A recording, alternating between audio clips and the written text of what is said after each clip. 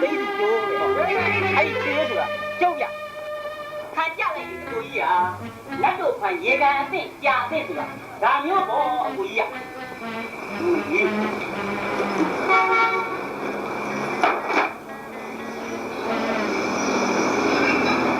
့မှာလေဗျာဒီကတော့ဘာလို့ဟာကျွန်တော်ထိုးလာတဲ့ခြေလက်မှတ်လေရောက်မှဆိုလို့ကျွန်တော်အိမ်တိုင်းမှာကတ်ထားတာအခုပေါက်လဲပေါက်ပြီးတော့ကျွန်တော်အိမ်တိုင်းမှာဖြတ်ပြီးတော့ကျွန်တော်ယူလာတာဟုတ်အတိတ်ကတော့ငါလည်းဒီပေါက်တယ်ကဒီနမမဟုတ်ဘူးကွာညာအဲ့လိုတော့မနှောက်နဲ့ဗျာအဲ့လိုတော့မနှောက်နဲ့ဟိုကားတုံးပေးထားတဲ့မျက်နှာလေးနဲ့6ပါဦးဗျာဘယ်ဆောင်တော့သွားတိုက်ကြည့်လိုက်ဟာဟေး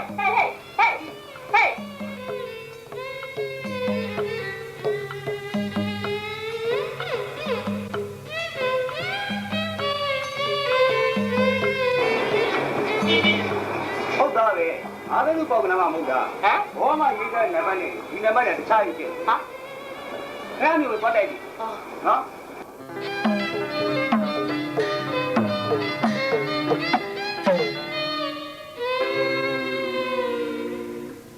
လုတ်ကြလေဟုတ်ကဲ့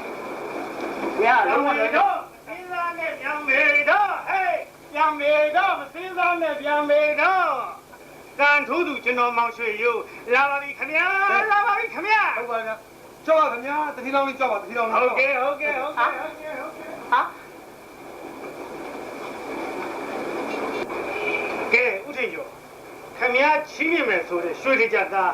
ဘယ်မှာလဲဗျာဘယ်မှာလဲချီးမြှင့်ပါမယ်ဗျာချီးမြှင့်ပါမယ်ဘာတူရဲ့အော်ဆွဲထုတ်တဲ့ပတ်သက်လို့ယူခဲ့ပါကွယ်အကိုကြီးတေးသေးချာချာနဲ့တိုက်ကြည့်ကြပါဦးဗျာဘာလဲကွာဒီမှာတတိလောင်းအစ်စ်လာနေရပြောပြလိုက်စမ်းပါဗျာပြောပြလိုက်စမ်းပါဟဲ့ဗျာမဆွဲကြဘူးကဲကိုရှိကျွန်တော်တို့ရရာဘုံ boss စီစဉ်ကငါးသိန်းစုပေါက်တဲ့ကန်ထူးလူတိုင်းကိုရွှေကြက်သားအငြင်းသားဆုချင်းနေဟောအခုလေကန်ထူးသူကိုရှိရိုးအနေနဲ့ဆုလက်ခံပါဒါနဲ့ဥထင်ကျော်ညာသူ့မေကရန်ကုန်မှာသွားထုတ်ရမှာဆိုဟုတ်ပါပြီဟိုဒီအတွက်လည်းဘာမှမဖြစ်နဲ့ဟောကျွန်တော်တို့ရနာဘုံ boss စီတိုင်းအနေနဲ့အစအဆုံးအားလုံးပြင်ပြပါနောက်ပြီးတော့လောဆယ်ကိုရှိရိုးသုံးမှုအတွက်ဝင်အားကောင်းကိုလည်းကျွန်တော်ကစိုက်ပြီးတော့ဟောထုတ်ပြီးပါကျေးဇူးတင်လိုက်တာဥထင်ကျော်ရဲ့Lucky Hotel ကျုပ်တက်ကိုရှင်နေတာကြာလာပြီဗျာပြီးတော့ရွာကကျုပ်ရဲ့ချစ်သူစာဥကိုလည်းသွားခေါ်ရအောင်ပါဟုတ်ပါဗျာဟင်စာဦးခင်ဗျားချစ်သူနာမည်စာဦးဟုတ်လားဟုတ်ပါဗျာဟုတ်ပါသူကဥစာဒေါ်ဦးတို့ရဲ့သမီးစာဦးကျုပ်ကဥရွှေဒေါ်ရိုးတို့ရဲ့သားရွှေရိုးဗျာဒီမှာနာမည်ချင်းလဲတူကြီးစားနာမည်ချင်းလဲတူစိတ်ကူးရင်လဲတူအတိတ်ချင်းလဲတူရွှေရိုးဆိုတဲ့နာမည်ချင်းလဲတူပါလေနဲ့ငါသိစုပေါ့ကနန်းကြမှာတွေ့ရတာအသက်လာလိုက်တာရွှေရိုးရဲ့အသက်လာလိုက်ငါမိတ်တွေဝုန်းနေပါနဲ့ခင်ဗျားအတိတ်ကမကောင်းဘူးဗျာအတိတ်သူ့ရဲ့ကားနဲ့ဒီမပေါက်တာတော့ခင်ဗျားအတိတ်ကမကောင်းဘူးလို့ခေါ်တယ်ဗျာမှတ်ထားမှတ်ထားပါဗျာမှတ်ထားပါနောက်လေရောက်တဲ့ပေါက်တဲ့လက်ကြီးဟိုတယ်ဝင်နေဖို့ကျုပ်အဲ့ဒီမှာတစ်သက်လုံးတန်းမယ်လို့စိတ်ကူးထားတယ်ဗျာတူပြန်ပြီတဲပါဗျာတဲပါခင်ဗျားတော့တဲနိုင်ပေါ့ဗျာကျုံမှာတော့ပြန်မရဟဲ့ဘေးပါကြီးပြန်ယူအောင်လေကွာယူပါမယ်ဗျာယူပါမယ်ခုတော့ကျုံမှာတော့ဘောလည်းမဖြစ်ဘောလည်းမဖြစ်ကိုပါကိုထမ်းပြီးတော့ရွာပြန်တော့ဗျာရွာပြန်တော့ ဒီတခါတကယ်ပြန်ပြီဗျာ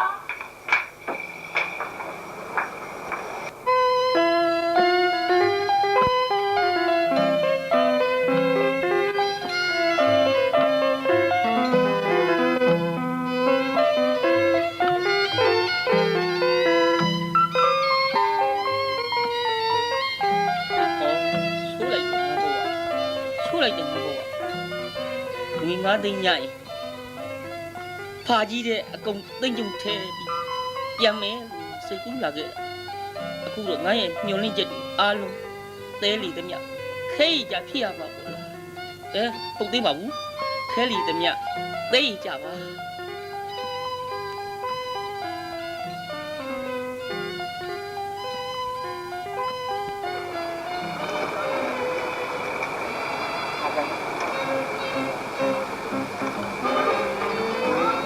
ခဲပေးပေးဝါ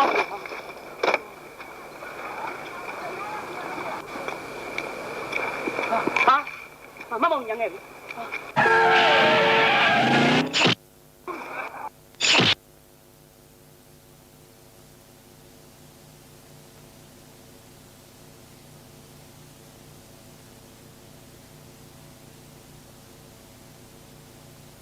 ဒုက္ခပါပဲကိုရင်ဖွေးကိုအခုတကြီးနဲ့ကိုထည့်လိုက်ခါမှာပဲကိုရင်ဖွေးတို့ကလိုက်မရှာကြဘူးလားအမလီလိုက်ရှာတာမှဈေးကြိုတဲ့ကအများဆုံးအိမ်သာတော့မကြံဘူးဒါနဲ့3-4ရက်လောက်နေတော့ဖြေဆိုင်ကိုသွားမေးကြည့်တော့လဲ9သိန်းကြီးပေါက်တဲ့ရွှေရိုးကိုစုငွေတောင်ထုတ်ပေးလိုက်ပြီတဲ့အမှန်တော့ဒီကောင်တို့ကိုပေးရကိုင်းရမှကြောက်လို့တပတ်ရိုက်သွားတာပါစာဦးရအမှန်တိုင်းပြောရရင်တော့တို့ကလည်းသူ့စီကဘာမှမျှော်လင့်ချက်မထားပါဘူးတခုတော့ရှိတယ်အိမ်လေးတစ်လုံးတော့ဝယ်ပေးခိုင်းမယ်လို့စိတ်ကူးမိတယ်ဒါတော့ပါပဲအဲ့ဒါကြောင့်ရှီယိုးကကိုရုံဖြောက်သွားတာနေမှာငွေလောကမှာငွေဟာလေလူဒန်းစားမခွဲကြပဲဖြစ်စီတတ်တဲ့ငွေအပေါင်းအသင်းဖြစ်တာငွေမကောင်းတဲ့ချွတ်တာငွေအကျင့်စာတိတပြပြအောင်လေသူပဲလှုပ်တတ်ပြီဟေ့ကောင်ညီးနေတာလားတချင်းစုံနေတာညီးနေတာလေကွာညီးနေတာမင်းညီးတာလေတချင်းနဲ့ကစာသားအတိုင်းပဲဟိုတော့ကြစမ်းပါရှင်ဒီမှာသူများစိတ်ညစ်ရကြတယ်ဟဲ့ဆောက်ကိုရင်ရွှေရိုးကအပေါင်းအသင်းတွေပေါ်မှာဖောက်ပြန်ပြီမဲ့သူ့အဖေအမေပေါ်မှာတော့ဖောက်ပြန်မှာမဟုတ်ဘူးအခုတော့ဆိုရွာကသူ့အဖေအမေအိမ်ကိုပြန်ရောက်နေမှာအေးဟုတ်တယ်တို့ပြန်ကြရင်ကောင်းမယ်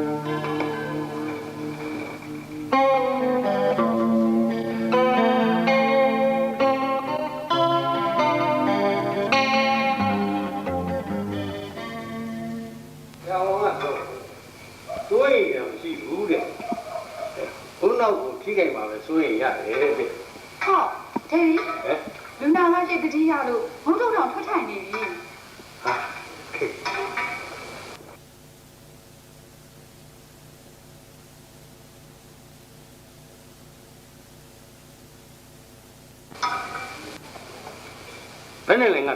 ခေါင်းကတရားတက်တာရဲ့လားငါဒီဂရိလေးရက်တောင်တော့ကြာသွားပြီ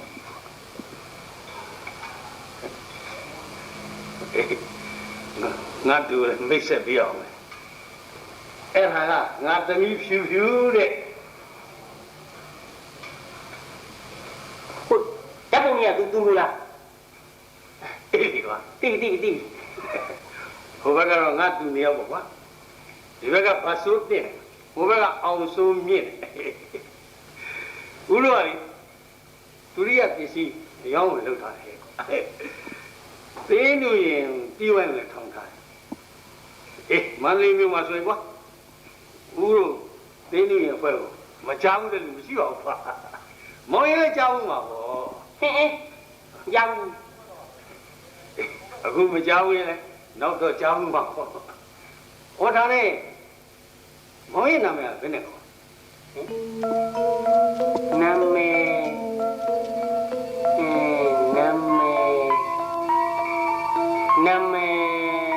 ဟုတ်တယ်နာမည် What's your name your name မင်းနာမည်ကိုပြောနေတာစဉ်းစားဖြည်းဖြည်းစဉ်းစားအရင်မလို့ဘူးနော်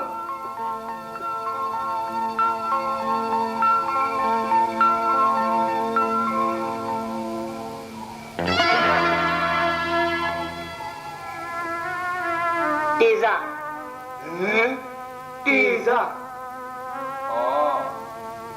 မောင်တေဇာငါ့ပြောဘယ်ကိုပို့ပေးရမှာလဲအမှန်ဘယ်ပို့ပေးရကျွန်တော်ကမနီရလဲထောတော့ကဲဆိုရှင်နာမည်မေးနေမယ်စအဲ့စင်းတိုင်လို့ရအောင်မဟုတ်ဘူးဒီမေးကြကောင်းတယ်ကဲမိကြပါမအောင်ကိုတင်စားကိုကြည့်အောင်ခေါင်းကိုထိရနေတယ်ဘယ်နဲ့နေပါလဲများချွတ်ရင်တော့မသိဘူးဒီမှာကိုတင်စားရှင်အမိုက်ပုံကဘာလာလောက်ရလဲအမိုက်ပုံဟုတ်တယ်အမိုက်ပုံကမှာဘာလာလောက်တာဘာလဲ ပလတ်စတစ်လာကောက်တာ ဟာမင်းကလေဒီပုံကပလတ်စတစ်ကောက်တဲ့ပုံမှမဟုတ်တဲ့ဥစ္စာကိုမင်းအမိတ်ဒီပါလေလာသွားတာဖြစ်မှာပေါ့ကွာ မင်းအာမူလိုက်တာမူလိုက်တာမူလိုက် ဟေးဟေး မူလိုက်တာ ဒီပုံလက်ခန်းထဲမှာသွားပြီးခဏလဲနေကောင်းပါပြတ်အောင်ဆိုးတယ်ဘာဆိုးနေလိုက်ကိုစမ်းလိုက်ကို မူလိုက်တာမူလိုက်တာမူလိုက်တာ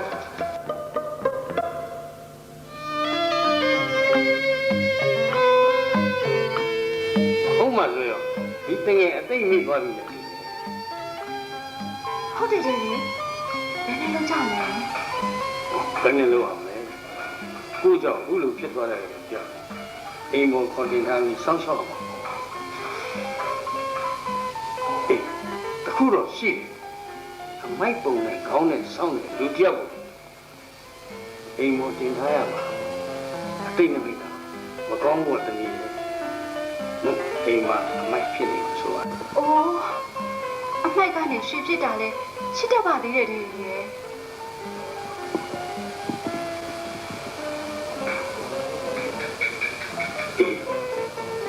ဒါလည်းဟုတ်တာပဲ ကိုမိကတော့ကိုမတထားတဲ့ကောင်ဒီမောင်လေးရှင်ဒီကောင်ကိုအမွေပြဆွန့်လွတ်လိုက်ဗျာ ။ဩအမွေပြတ်သွတ်လို့ရအောင်ကတို့စီမှာအမွေမှမရှိတာ။အမွေကသူ့စီမှာပါသွားပြီကွာ စုံရည်တာရှိတယ်။ဆိုင်ရည်ဆိုတာမပြောလင်းပါဘူးကွယ်။ဒါပေမဲ့သူ့ထီလက်မှကြောက်ဖြတ်ပြလိုက်ရတဲ့ဟောဒီတိုင်လေးကိုအစ်စ်လာပြန်လဲမပေးတာတော့အသေးနာလာပါလေကွယ် ။အိုးငွေလောကမှာငွေဟာလီလူ ဟဲ့ရ ဟင် ညီးတာလားတချင်းဆိုတာ ညင်းနေတာကွာညင်းနေတာ ညီးရင်လဲတချင်းစာသားမပါအောင်ညီးကွာ ဟိုမညင်းတော့ဘူးကွာမညင်းတော့ဘူး မညီးနဲ့ သူတို့ကလည်းတစ်မျိုး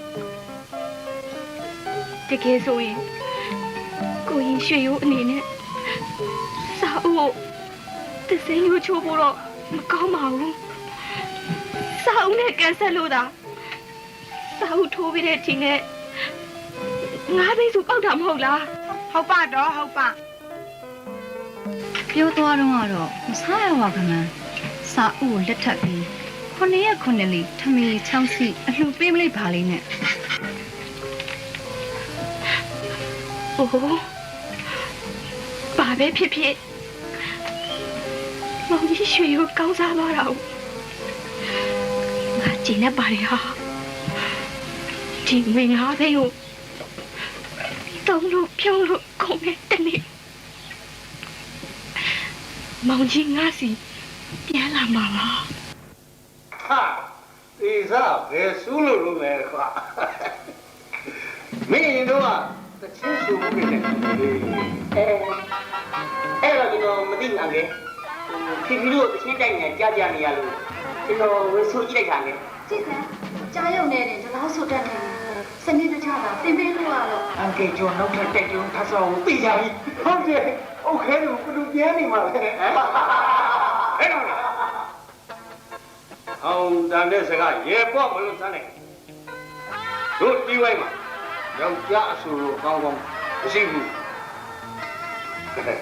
တေစားစနစ်တကျဆိုတော့သင်ပေးရမယ်ကွာ ဟုတ်တယ်တယ်ဒါကြောင့်မို့တမီးဒီလေးကိုပြောတာပေါ့အမိုက်ကနေရွှေဖြစ်တဲ့အခါလဲရှိတတ်ပါသေးတယ်လို့အခုလာနဲ့ဒီဆောင်နိုင်စတိတ်ရှိုးပွဲပြီးတော့ကိုတီစားကိုစင်ပေါ်တက်နိုင်အောင်လို့တမီးကိုယ်တိုင်တင်ပေးမယ်တဲ့လေ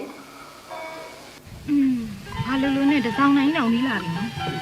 အေးဟုတ်တယ်ကထိန်အတွက်ဗရေတပင်တီးတဲ့လူတွေတော့တီးကုန်ကြပြီဒါပေမဲ့ဒီနေ့ဒီဆောင်နိုင်ကထိန်ဝဲမှာခရိုင်းနှစ်တယ်လို့စီမံမှုဘူးဟာ ဘာဖြစ်လို့လဲဟာ ။မဖြစ်ရမှာလဲဟာကိုရင်ရွှေရုံးမှမရှိတာတို့ရမှာသူတယောက်ပဲဟုတ်ဒီပတ်ဒီတချင်းဆူတတ်တာ ခက်ညရင်ညီကလေလိုက်မသိတတ်ရံကိုအေးဘယ်နဲ့စောင်းရှည်ထားပြီးကိုရင်ရွှေရိုးကြောင်ပြောရတယ် အေးဟဲ့ဘာတင်းတော့စာအုပ်ကဲငါတို့တော့မယ်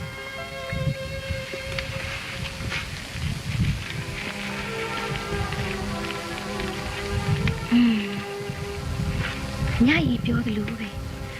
ရွာမှာဟုတ်တိပတ်တိတချင်းဆိုရတဲ့လူဆိုလို့မောင်ကြီးတယောက်ပဲရှိတာပဲ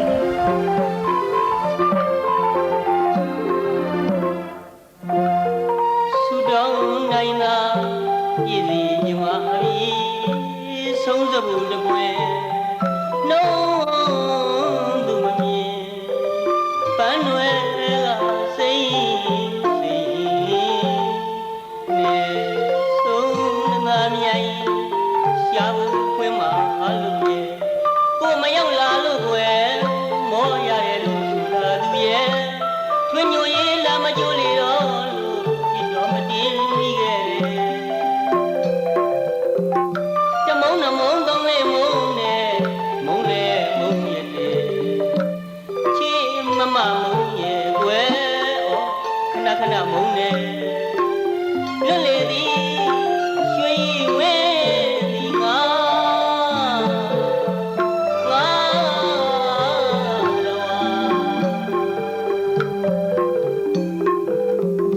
ရေဟုန်ကြီးလေယုံကြီးကလိုက်ခဲ့မယ်ချေ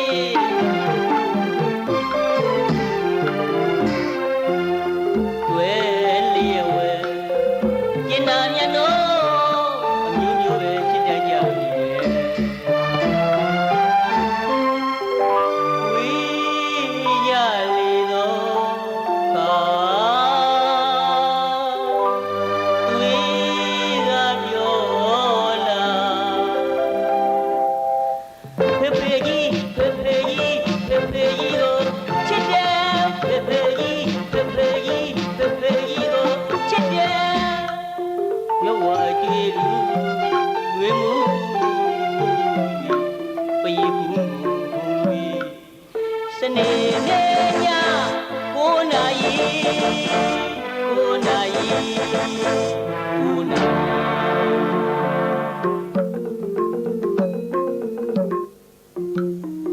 တစားထားနဲ့အခုဘဝမှာဘယ်ရွယ်ရောက်လို့သာမြန်လို့ချစ်စုလေးကွဲသွားပြီအချစ်စုလေးကွဲသွားပြီချစ်ခင်ပေါင်းလျင်ဆက်ဆံခြင်းကခွင့်နောက်ဆုံးရှိကြလေသည်ကျင်နာရင်သည်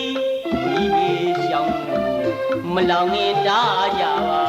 အယံသူဆိုပြီးကိုအတွင်းညံထားရင်မှားကြလိမ့်မည်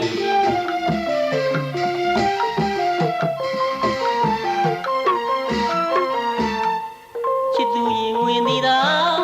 ငြိမ်းချမ်းတဲ့မြေသစ္စာတရားတော်မာယာငြိမ်းချမ်းသာရသောနေမြေငြိမ်းချမ်းသာရသောနေမြေ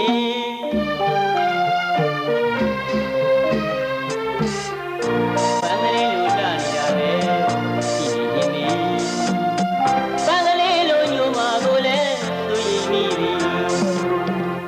ဟောဟရီဟရီဂါထာတကိုနဲ့စီးစိမ်တွေတိုးလို့စီးပွားရေးရဲ့ကြီးပွားရေးရဲ့သမီးရေးသားရေးလဲအောင်ပါစေစီးပွားရေးရဲ့ကြီးပွားရေးရဲ့သမီးရေးသားရေးလဲအောင်ပါစေယူကြီးမမရဲ့မမတို့ရဲ့တကိုယ်ဒီကြွကြတယ်ကြွကြလာတယ်ယောဂင်းလေးသာလာအတိတ်ကောင်းယူမယ်နေဦးတညံတော်ဝဲ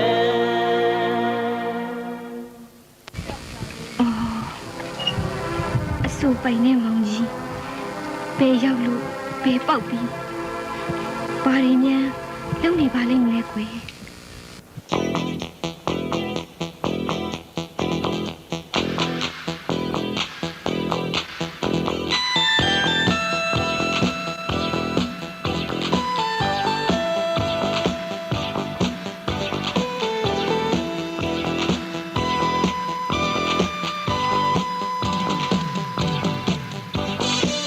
အတိက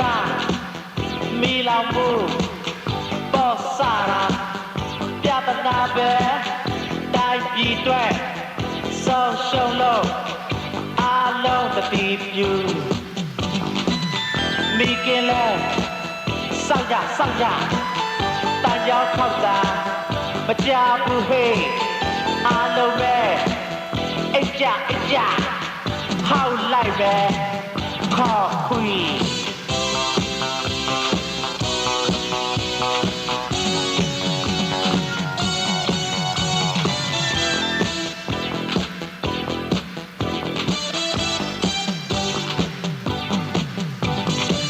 The Coco show ya tare TV ကြီးများလောက်စားစီမဟုတ်မိကိုကြောင့်မိချင်အောင်မိစေလိမ့်ပြီးဟဲ့အကုန်မိအကောင်ဆုံးပစ္စည်းဟဲအိုးထမင်းအိုးအိုးလိုက်ခွဲပြစပြပြဘာမှမချဘူးတခုခုကြက်လေးရေလဲလို့တူတူနဲ့တူပေါ့တာပြကြမိတော့ပြကြလေပြကြတော့ဒါပြပနာပဲ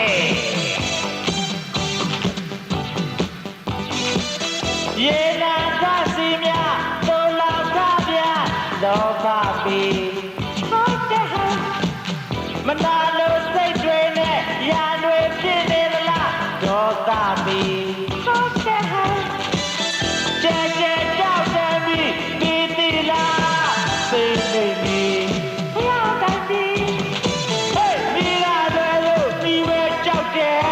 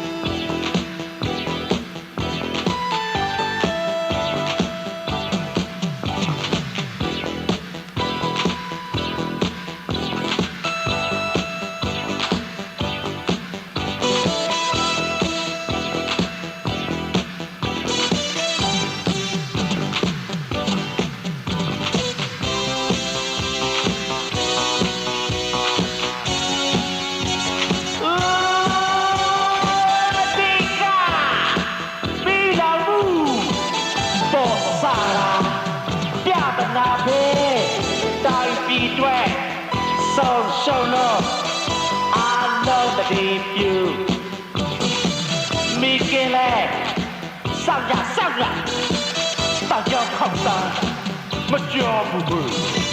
အားလုံးပဲအိတ်ကြဟောက်လိုက်မယ်ခေါ်ခွေ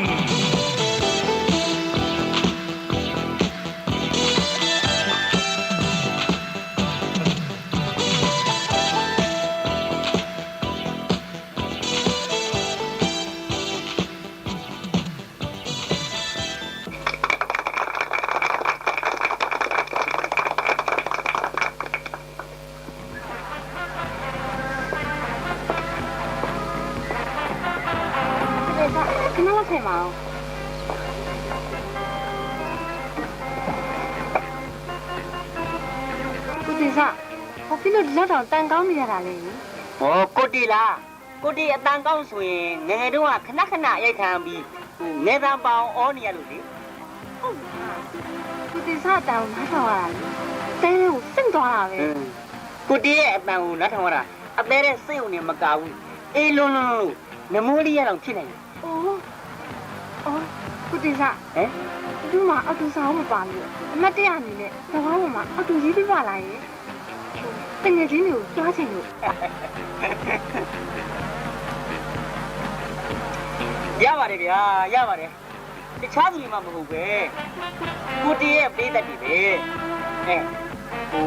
ဘောပင်နေဆိုတော့လေရကြာခါမှမဟုတ်ဘူးနော်တုံးလေးလောက်ပဲခါမှကိုတီကတသက်လုံးအမတ်တရဖြစ်သွားအောင်စောက်တိုင်းနဲ့ထူလိုက်ချင်တာဒါမှတိုက်ရှိခန္ဓာလေကိုဟမ်အောက်မှာကားပေါက်နေရဲ့ဟာသွားကြစို့လှုပ်ချလိုက်ကြပြီဟာလားဘာမနော်တစ်တူလာလာစို့တက်တာ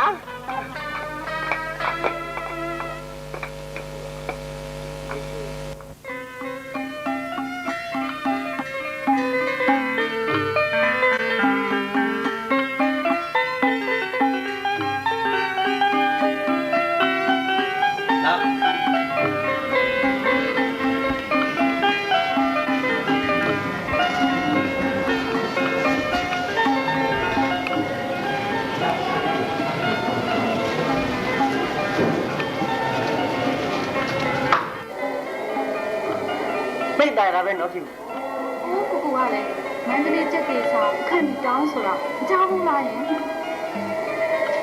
ကြားဘူးလေ ဘယ်တော့ဝါလဲ ခုလေ ကဲကိုသူ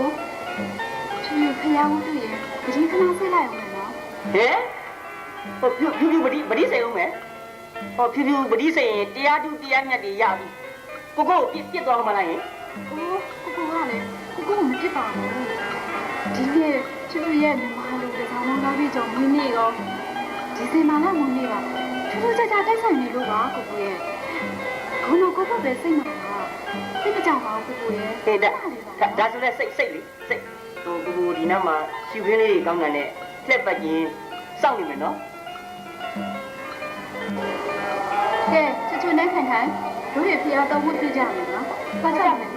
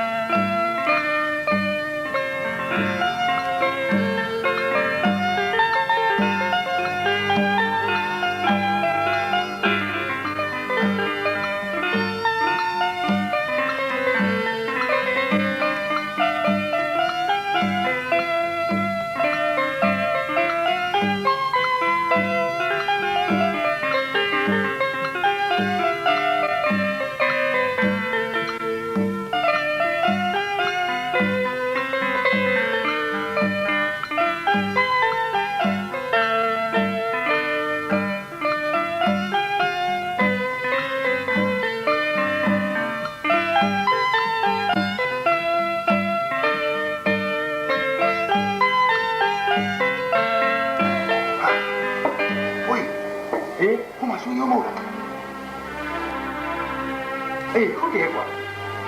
ဒါကြောင့်ငါလေးတောင်ကိုတက်ပြီငါရောက်ဖျားပူးကျင်တာဘူးကွာခွေးဟေးဘဝမင်းအောက်ချစ်တဲ့ဘယ်ကောင်တော်ဒီစီးစီးဟာအေးဒါကွာ ခါရကမ်းလေးလေး 呀，没吧？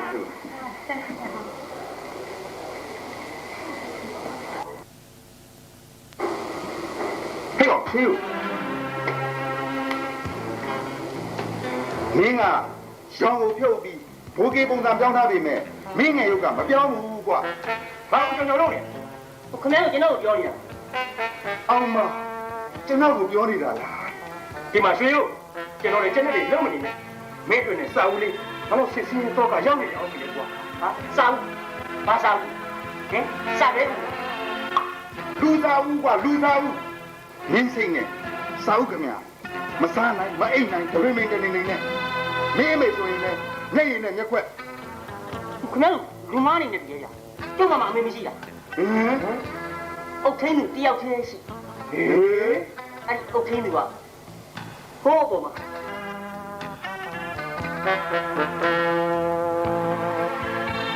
ပရိစိတ် ဘာအောင်ထင်းလို့အုတ်ထင်းနေလားမင်းကခလေးလား ဟုတ်ကဲ့ အေး ဟာဟုတ်ပါဘူးမျိုးဗျခင်ဗျားတို့ကြည့်ရတာလူမားကုန်လည်းမဟုတ်ဘူး ဘာတို့ကပဲမင်းကိုလူမအောင်ပါကြောက်လဲကြောက်တယ်ဟွန်းငွေလေး9သိန်းရတာနဲ့ပဲဘဝမေ့ဆွေမေ့ယုံမေ့ကြီးစားပါမေ့တယ် ဟာခင်ဗျားတို့မှားနေပြီရှင်မျိုးသာမေ့ရင်မေ့မယ်ရီးစားတော့မေ့မယ်မထင်ပါဘူး ဘာမင်းအခုမေ့သွားလို့လေစာအုပ်တယောက်ရင်ခွဲပက်နဲ့ဖြစ်နေပြီဟုတ်လားကွာ ဟင်စာအုပ်ပက်လက်ဖြစ်နေရပြီလား အေးဟုတ်တယ်ဟုတ်တယ်ဟုတ်တယ် အာ ကဲကွာဟင်ဖွေးမင်းဘယ်လိုလုပ်လိုက်တာလဲဘာစမရှိတော့ဘူးကွာသိသိရှင်ယောရှင်ယောရှင်ယော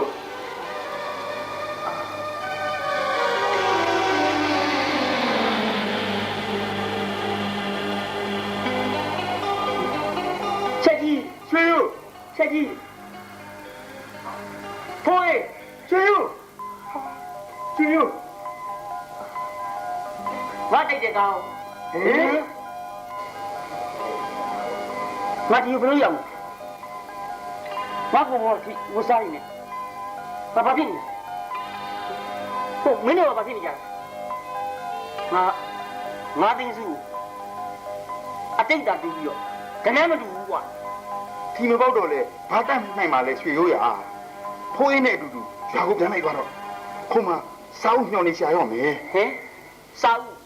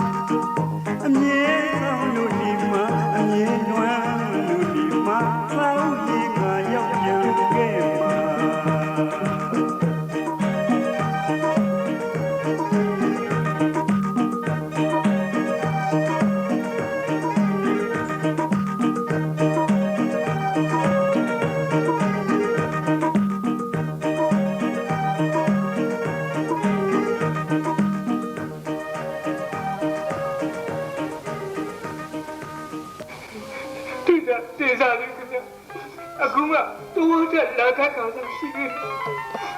သူခမရမိလုံးကြီးကလေးကြောင်ချာချာလေးဖြစ်နေတော့မှာပဲဟာဒီပါလေတော့ပြည်တယ်လက်မမနာဘူးလား သူကမတွေ့ထားရသူကကလေးမမဟုတ်တာကိုမြင် အဲ့ကလေးမဟုတ်လို့ပြောတာဘောကလေးလာဆိုသူကြားထဲမှာတန်တယ်ကြီးနဲ့အော်ငိုနေလို့ဘုလို့ရှိပြောကလာပို့တော့ဘုလို့ချစ်နေတယ်သူသွားပြီဘောက ဒီမလေးလေအရေးစိတ်နေပြီးချင်းသူ့ကိုလိုက်ရှာတာသူ့ကိုတော့မတွေ့ဘူးငွေကြီးကကောင်းမှတွေ့တယ် အဲ့ဒီငွေကြီးတွေကနင်မေးမကြည့်ဘူးလားဟာ ငွေကြီးကတော့ကျုပ်တို့ ဒီမလေးကဝင်တော့ပြီးကြောက်ကြောက်ချင်းဘောပကောက်ပွဲသွားပြီးလော်ကြီးနဲ့အော်မမေးခိုင်းဘူးလားနေချက်စမ်းမအောင်ဘာမှလည်းမသိဘူးမင်းတို့ကမေးရ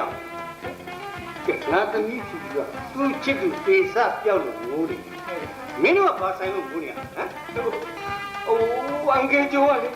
ကျွန်တော်တို့ဒီပွဲအဖွဲမင်္ဂလာဆောင်ပွဲကြီးအခုတေစမရှိတော့ဘယ်လိုလုပ်ကြမလဲဟာ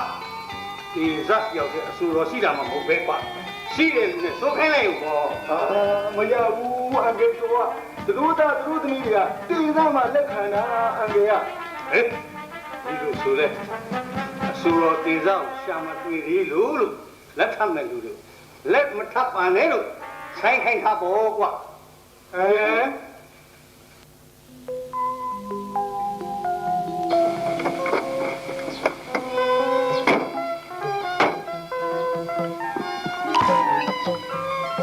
ဒီညနေဆောင်မှာပဲပြန်ကြတာပေါ့ကွာအိမ်မှာနေကြတော့လေ ဟိုကောင်ကြီးကမရှိတော့လက်ခံထားပြီးသားမင်္ဂလာဆောင်ပွဲတွေဖြတ်နေရတာလေမျက်နှာပူလာပြီကွာအေးဟုတ်တယ်ဒီလိုဆိုအေးစစ်စစ်ထိုင်းရတော့ပြီးမှာဟောဆရာလေးဟိုကျွန်တော်ဘယ်လိုချပြရမှာလဲခင်ဗျာဩမဟုတ်ပါဘူးဗျပလင်းနဲ့ယူမလားအိုးနဲ့ယူမလားလို့အိုးဆိုတော့လေးပလင်းစားတယ်ခင်ဗျလေးပလင်းဒီနေ့ကိုအေးစစ်စစ်နေဆိုဦးနဲ့ပြီးဦးနဲ့ဟုတ်ကဲ့ရမယ်ခင်ဗျ။အိုးတလုံးပလင်းတလုံးကဘာကြီးငူအောင်သားလိုက်မယ်။မူလေဦးနာတော်လေဒီနာတော်လေကိုအမူအောင်သားမယ်။ကောမလေးမင်းတို့ကြောင့်ကိုထေရတော်ပြီလေ။သစ္စာမရှိတဲ့ခန္ဓာမလေးကာမလေးဝတ်တယ်ငါလည်းရှိတော့ညရင်ညမစိတ်ဝဒ္ဒန္တာမှန်စားကရီတန်တာပါပြီလက်လက်ညောင်းကြောက်ဘလုံးကြီးလေတလိမ့်လိမ့်တဲ့ကမြေရောက်နေတော့ပြီအညာထာနီတခါလာပြီကျနာအတွက်တော့မင်းမရပါလေပြီဟဲ့ရွှေရုံဝိညာဉ်ကိုခဏထားပြီးထေဦးယူပြီးအောက်ကိုဆင်းခဲ့ဦးဟိုမှာတောက်မဲ့လူတွေရောက်ကုန်ပြီကွာငါအိမ်ကလေးပြန်အောင်မယ်အေးသွားနေသွားအေးတောင်းတမန်နဲ့အင်းနေပါဆုံးရင်ရေပွဲမလဲလာလောက်ဖန်နေငါရပြီဖန်နေငါရပြီကျောင်းတော်မဲဆွဲကြပွင့်နေခုချိန်ဝဲပြီးတာပွင့်နေနာမျိုးရရင်ငါပြီအတွက်မြတ်ဟေးဟိုဟာတင်စမ်းမလားကျွန်တော်အတန်းတော်ကောင်းလို့လားထေးငါတို့ရဲ့ရေမင်းစည်းစိမ်ကိုပြက်စီးအောင်တက်လောက်ကြလားဟမ်မမောပါဘူးခင်ဗျာမောပါဘူးဘာမဟုတ်ပါနဲ့ဟုတ်တယ်ဘယ်နဲ့ဒီကောင်ဒီမှာထမ်းလာတက်နေလဲမသိအေးတောင်းဒီကောင်ငါတို့ခဲခောက်နောင်ကြီးတို့ကလည်းဗျာတချင်းလေးဆုံးပြီးတာနဲ့ပြဿနာမရှာပါနဲ့ပြဿနာရှားရအောင်ဟုတ်မင်းတချင်းနဲ့ဝေးကြောင်းလို့ပြောရဟာအဲ့လိုကိုလေးလေးကလုံးကြတယ်လေဟာကျမလည်းကြောက်လို့မဟုတ်ဘူးမင်းကကြောက်မဟုတ်လို့ဘာလို့ရှင်လို့လဲခင်ဗျာလူမီနော်လူတော့ဘာလို့လဲက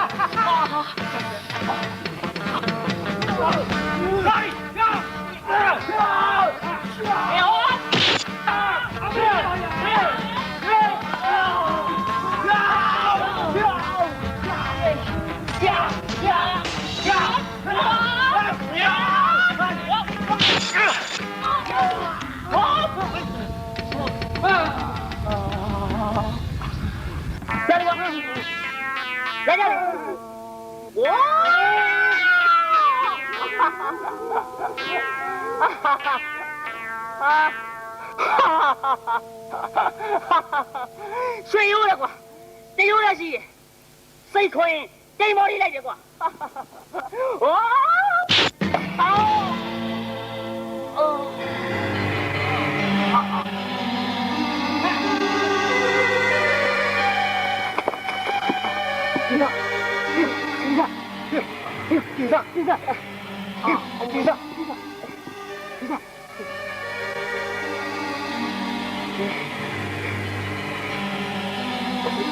ပါဆိုတယ်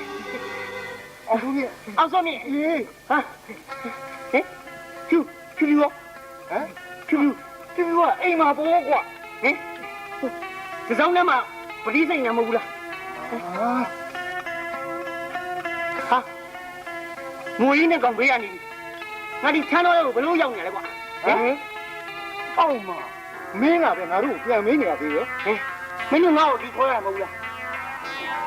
မင်းကမင်းကိုတို့ကဒီကိုခေါ်လာမှာဟင်မင်းဖိုင်မင်းထားမိမောကဆင်းလာဟင်ထားမိမောကဟင်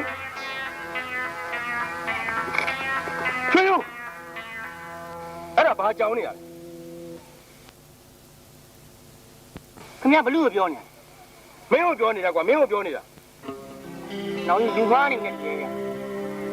ဖြစ်ရပြန်ပြီမင်းအုံးတော့မှကောင်းနေရလား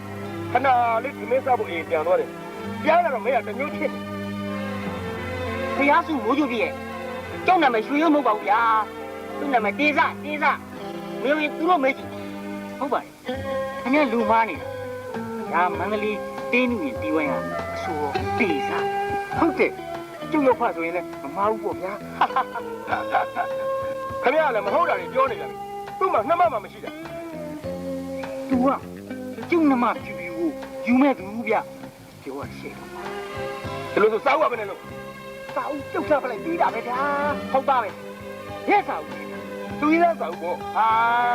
ကျုပ်ကြီးကဖြူဖြူဗျဖြူကျုပ်ရောက်ပါလောက်နေရုပ်ရင်းကြောင်ရင်ထင်ကုန်ပါဦးမဗျာကဲဒါပါကွာတိစားဒီမှအတွက်ချင်းနေလဲကြိုက်အောင်သွားကြမယ်လာပြန်မလားကဲနောင်ကြီးသွားလိုက်ဦးမယ်နော် တကောကျွေးရော သူ့ရီးသားကဖြူဖြူဟုတ်လားကိုရင်ဖိုးရင် အေးပို့ပြီးအော်ဖို့ကောင်းတာကသူကမန္တလေးတင်းနှဝင်တီဝိုင်းကဆိုတော့တေစားဆိုပဲဟာဘာတော့အော်ပါတယ်ဟာ အင်းပေါ်လေးသူ့ရောက်ဖလောင်းနေရတယ်ကားရီဘာရီနဲ့ဆိုတော့ဖြူဖြူဆိုတဲ့သူ့ဟာမကတော်ချမ်းသာပုံရောက်မှာပေါ့ဒါကြောင့်လေမစင်းမြင်လို့မကင်းဖြစ်တာပေါ့ အေးအဲ့ဒီလိုမစိမ့်မြင်ခင်ပြစ်တာမျိုးလည်းမဟုတ်ပြန်ဘူးဟာရွှေရိုးကြည့်ရတာသူ့မှာငကင်ရှိနေမှကိုမသိတော့တာဧကနာတော့ဝတ္ထုတွေရုပ်ရှင်တွေကလို့အတိတ်မေ့သွားသလားမပြောတတ်ဘူး ဒါဆိုရင်သူ့ချုပ်ကိုတကယ်မေးသွားပြီပေါ့ဟုတ်လား နေပဲကမလဲသူ့အဖေမေရောဘာတို့ရောသူ့ဘဝအတိတ်တစ်ခုလုံးကိုမေ့သွားတာမျိုးစာဦးရဲ့ ။အိုးသူ့ဟာသာသူအတိတ်ပဲမေမေဘာပဲမေမေကျုပ်အပြင်းနောက်ထပ်ရေးသားကြောင်ရနေတာတော့လုံးဝခွင့်မလွတ်နိုင်ဘူး။မဟုတ်ဘူးလားဝိစားနိုင်မယ်။ကိုရွှေရိုးတော့ဝိမစားနိုင်ဘူး ဟင်ဝေမစားနိုင်ဘူးမှန်နဲ့စာဦးမှန်နဲ့ရွှေရိုးကိုခွက်စိတ်ဖြတ်တာဟုတ်ပြီဝေစားပြန်တော့လေပေါ်ပိုင်းကလည်းမကောင်းဘူးအောက်ပိုင်းကလည်းမကောင်းဘူးအဲ့တော့ဒီလိုလုပ်ပါတော့စာဦး ။ရောစမအောင်ကိုဖိုးရဲ့ကျုပ်တော့ကောင်းပြီးတောင်းနေပြီတော့ စိတ်တာမလို့ချက်ကြည့်ရှိသွားပြီးတိုင်ပင်ကြမယ်ပြီးတော့မှတခုခုလုပ်ဖို့ဆုံးဖြတ်ကြမယ် ကျူဘယ်မှာလဲမင်းခုတော့ဘယ်စီကိုရောက်တယ်ဘယ်မှာလဲရောက်တယ်သူရှာရင်တွေ့တဲ့ချီရဲ့မင်းရိတ်တွေမဝါနေချီရဲ့တိတ်တိတ်ဝမ်းတယ်မင်းကြီးရချီလေးပြရာမင်းကြီးရချီလေးပြဒီမို့သာအောင်ဘယ်များရောက်လက်စီရာ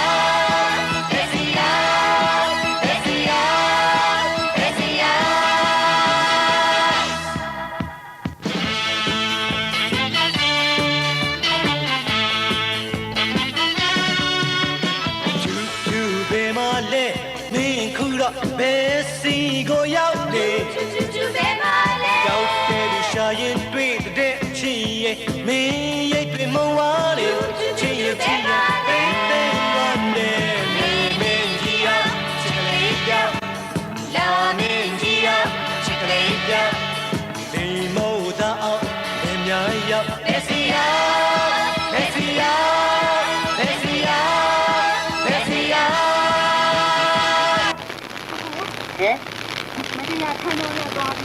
နဲ့တော့ဘာတိတ်လို့နေတာလဲ အတွဲတက်ချောင်းနေဖြစ်မှာပေါ့ ဟာ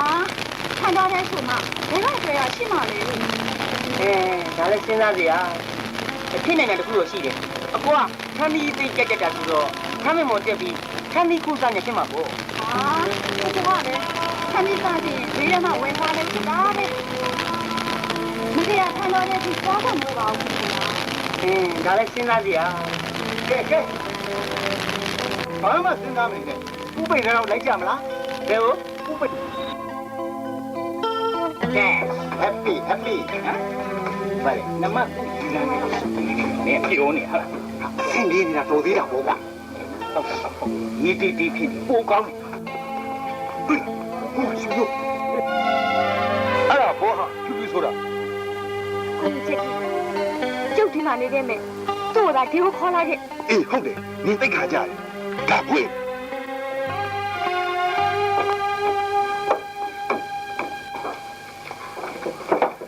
ခေတော့ဆွေတို့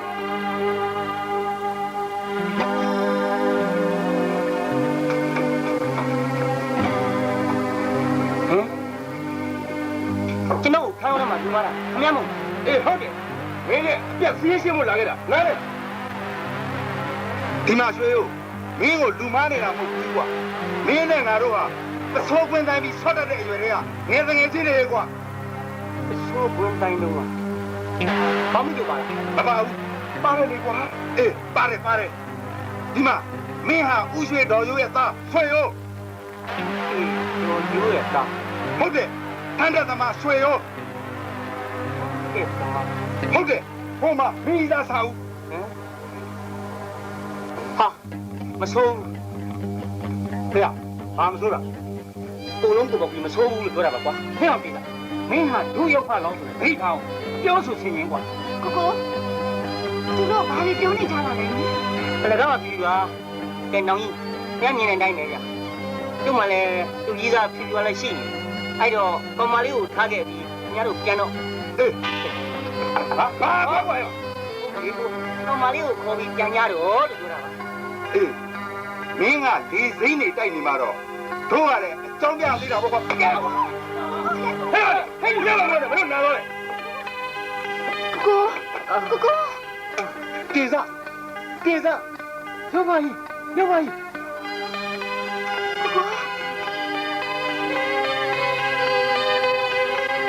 ေစားရောက်ပါကြီး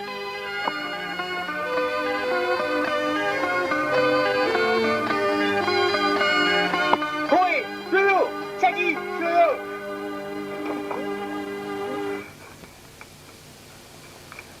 စာဦး ညူကြီးတဲ့တဲ့ခါရွာလာငကြီး မောင်ကြီး သာဘူးကငယ်မြမရေကစင်းလို့လားတရှိလေးတန်လာရောက်တာကြာပြီမတွေ့ရကြာပြီသတိရလိုက်တာသာငယ်ချင်းတွေဆုံးလို့ကြီးရေလာတော့လာတော့ပါခဲ့ရွာဘူးကဒီနမ်းမှာချီရဆုံးမဆာဘူးရဲ့ဟန်ဘယ်လိုပြောနေမှာသာဘူးဒီမှာရောက်ပြန်ခဲ့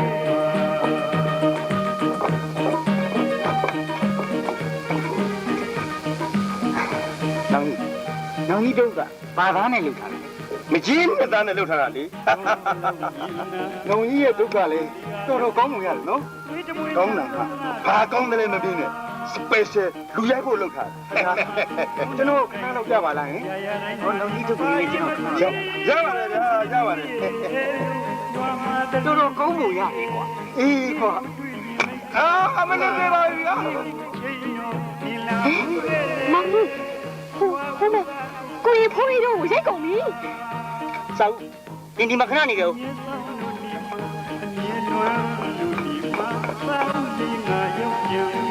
ဟေးဘာဖြစ်လို့ကျုပ်တငယ်ချင်းကိုရိုက်တာလဲ ကိုကိုကိုရိုက်လို့ပြန်ရိုက်တာလေ ဘယ်ကကိုခမရပြီလေ ဒီကမတရားဘူးလားရဲ့အပြောင်းလဲနေလိုက်တာကိုကိုရဲ့ဒီလိုလေ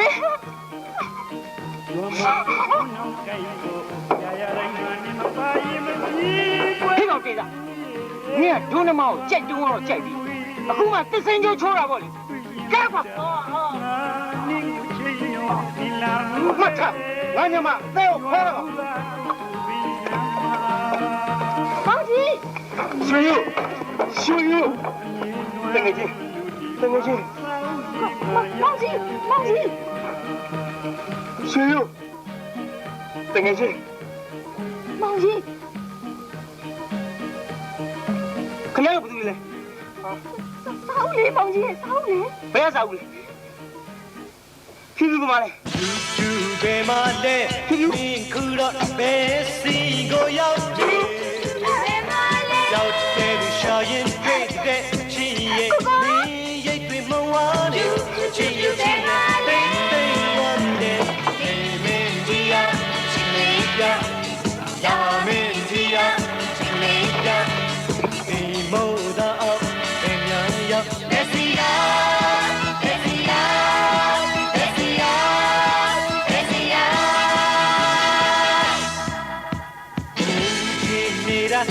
ပြီးရဲ့သားနဲ့မုံလေးတွေရွာတော့တယ် ဟဲ့ကောင်ဘူးငါအခုမှစဉ်းစားမိတယ်ကွာရွှေရုပ်ကသူ့ကောင်းကိုရိုက်ပြီးအတိတ်ကိုပြန်ပြန်မိကလေးရတယ်အေးဟုတ်တယ်ကွာအခုလေပြေးရိုက်ကွာဒီကွာ ကိုရဲ့ချက်ကြီး ကဲ အောက်မလေးစီယာကိုနဲ့လာပါဒီမှာကိုရိုက်ပြန်ပြီ 只要走马上无言看不路有你马上你那有情给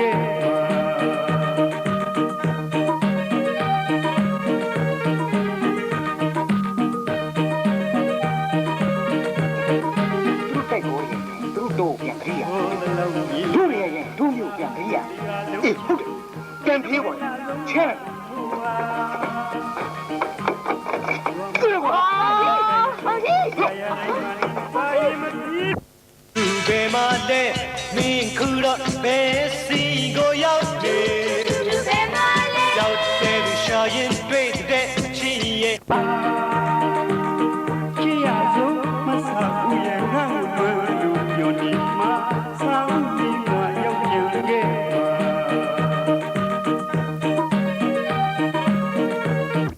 သူပဲမတဲ့မင်းခုတော့ဘယ်စီကိုရောက်တယ် 只要走马上无言看不路有你马上你那有情给သူပဲမတဲ့မင်းခုတော့ဘယ်စီကိုရောက်တယ် 只要走马上无言看不路有你马上你那有情给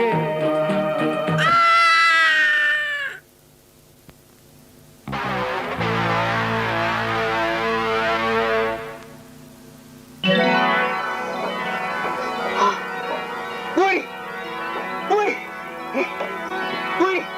ခဏရောက်ကျွန်တော်ဝါရကြလား မောင်ကြီးစောင်းလေမောင်ကြီး ဘယ်ရစားတော့မသိဘူး ဒီလိုရပြာ ဘယ်ရပြီလဲတော့မသိဘူးတော့မသိခဏရောက်ကျွန်တော်နောက်တရားမှမကကြရင်နော်ခဏရောက်ကျွန်တော်နောက်တရားမှမကကြနဲ့ ဘာလို့မပြောကျွန်တော်အယူလဲဝိုင်းရိုက်နေတယ်ခင်ဗျာမောင်ကြီးအယူလဲဝိုင်းရိုက်နေတယ်ဗျာအယူလဲဝိုင်းရိုက်နေတယ်ဗျာအရက်ကတော့ရဲ့